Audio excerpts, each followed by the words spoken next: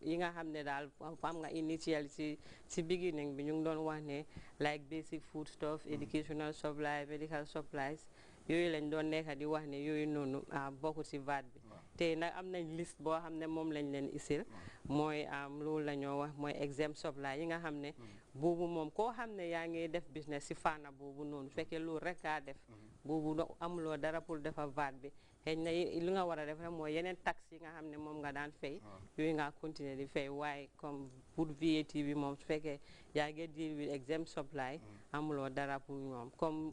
lu mari starté mooy financial services mooy service wala service yi nga xam ne moom la banque yi di renda seen customer yi any service boo xam ne ñu ngi koo def di fa charge fii comme seen fii ndee def lay arrangement fii suñ laa jox loan ak yooyu noonu façon ngi service yooyu they are taxable under the law waaw okay Cham defe naa de fenke mati la diyan ya mooy la bii kaca na la moy la wala na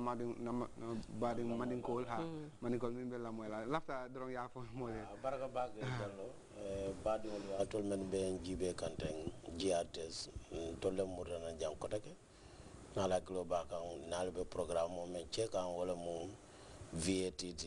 programme mo inti wala mu namo me alon ko atabe kala nam ko do membe dunna banko kan na la nesi nyin san na la membe sela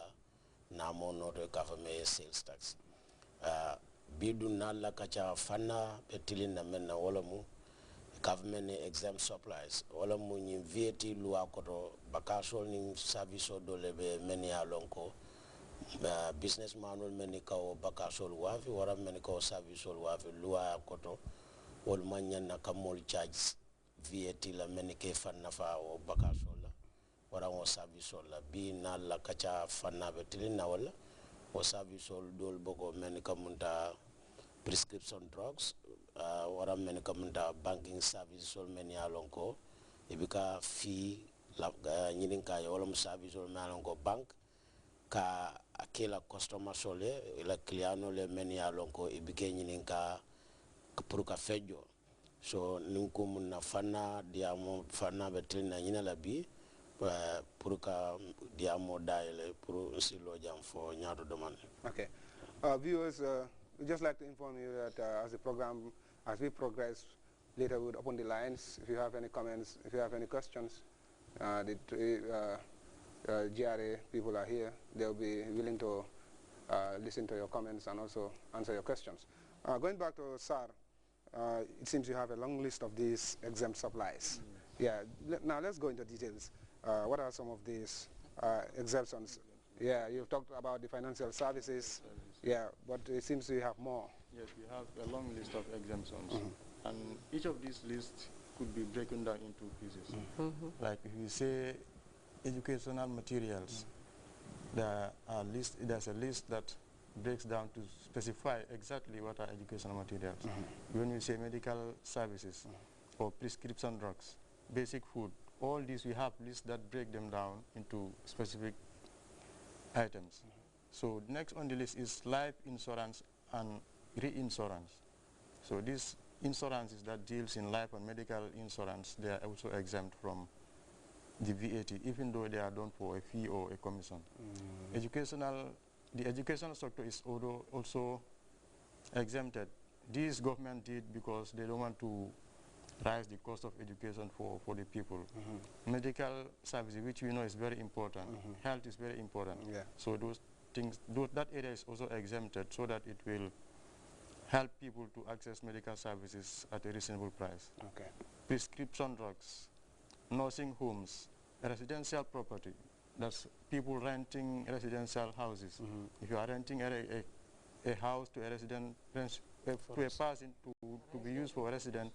then that should not attract VAT. It should be exempted. Okay. We have basic foods also. Basic food is broken down into specific items. If you look at that list, it will state the items that are under the basic food category. Okay. And the list goes on. Domestic passenger transport, electricity, water. All these are broken down into specific items. I know in our subsequent programs we will bring down these items and talk on them in detail so that taxpayers will understand better. Okay. Mati, we've had what dégg nañ lu Mari wax mooy yi nga xam ne yooyu noonu daal duy attract VAT. wax na fi yu bëri. dama bëgg nga waxal suñu mbokki déglukat yi ak suñu seetaankat yi yan a si bokka yan a si bokkul. comme ni ñu ko waxee bu ñu gisee woon si liste bi mooy financial service. mooy service yi nga xam ne gars banque yi ñu ngi koo def te duñ fa di charge any fee. waaw façon yooyu noonu duñ ko tax waaye anything lu ñoo def ñuy fa charge fee or commission yooyu dafa attract VAT. ba pare life insurance mooy insurance yi nga def ak medical yooyu noonu tamit VAT bi dañ ko exempt. Education comme ay tuition yi yooyu noonu yooyu tamit bokku ci VAT bi because bëgguñ mu métti ci baadoola yi torop. ba pare medical and veterinary supplies mooy garab yi ak garab yi nga xam ne suñ jur gi dañ ko dee jëfandikoo ak prescription drugs comme soo feebaree nga dem ci lopitaan bi ñu prescribe ñu bindal la kayit ne pour nga dul nga war a jël façon yooyu tamit dañ ko exempt du bokka ci VAT bi kuy jëfandikoo façon business yooyu waroo doo register sax pour VAT ak nursing homes comme yooyu nag xam naa yooyu noonu bariwut fii nii residential properties mooy ñi nga xam ne ñu ngi luwaas am kër di ko luwaas nit ñi pour ñu dëkka fa dañ fa dëkka rek pour residential purpose waaye nekkut pour dañ fa dëkka di fa def business or anything yooyu noonu soo fekkee ne yooyu la boobu tamit doo register pour VAT xëy na li nga def mooy di nga fay rental income tax boobu c'est separate tax waaye si VAT bi moom doo fa register waaw ba pare comme basic food stuff yooyu noonu comme lu mel ni maalo diwlin ak dugub sukur flour ak meew yi ni fresh milk cooking oil yooyu noonu façon yooyu noonu yooyu tamit su fekkee ne sa business bi yëpp si faana boobu la nekka boobu tamit attragut VAT so jarul nga register sax comme lu mel ni domestic passenger transport mooy suñ comme van yi ni waaw bus yi ni nga waaw yi nga xam ne yooyu tam su fekkee ne business boobu nga amee boobu tam attragut VAT ak domestic electricity mooy electricity bi nga xam ne dañ ko use pour si kër gi waaye boobu na am na limite waaw because su fekkee ne am na certain limite boo xam ne moom la loi bi allow pour nga consume ko for the month waaw pour weer bi su fekkee ne passé nga loolu noonu ak ndox bi xëy na boobu nag dinañ taat di la charge VAT waaye boobu dafa fekka nga nekka xëy na nga nekka koo xam ne yaa ngi consume xaalis bu bari up to 9,000 10,000 a month façon yooyu noonu waaw mooy emangum si foog na ma abal Cham a baraka baage bi comme nga fonna diamo fanna betina men na wala mu vacation ni marchandise de men ya lon ko luwa koto ni VAT luwa koto men ni kawol wafi mol men ke fanna fa o mak vacation la ni marchandise la e mari manyana wol charge la VAT la wol kono nga fole basic food items bejelo comme men boko mano sukuro jabo flour fariñolu kadawo muluntañolu mol men ya lon koy kawol wafi bankun kan luwa koto wol manyana VAT charge la medical services and prescription drugs wol fanam dabe wala mu drugs sol mol men ni sazara comme tara docteur aka boro men safe kam men sam pharmacie do waran service o men be pour que docteur o jaabe service o men ofale wol be ni kumu luwa koto wol manyana nyim VAT charge la men fanna do fanam be je ka me domestic transport wala mu naim vanol ni taxi anim bosol men yalon ko ka bori banko kanya mol men yalon ko la business o be tilni wol fanna la wol fanam manyana ni namo ni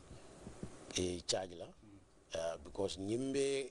ne ajibe luwa koto masakunda ka pour ka baluo sone andi mole men ke fanna fa ñu fengol la residential property ol fana mol men yalon ko ye cordal lo ye ke luwa so di mol be je ke ilawo cordal ko ne make business round ol fana ni luwa koto ol fana manyen na namo jola o fana ne ajibe pour ka luwa so bunda ñi sone andi molen because maybe ning ye VAT lawol kan aske no luwa so dae jawya fo kama jamasi mantora pour ka fanna fano luwasu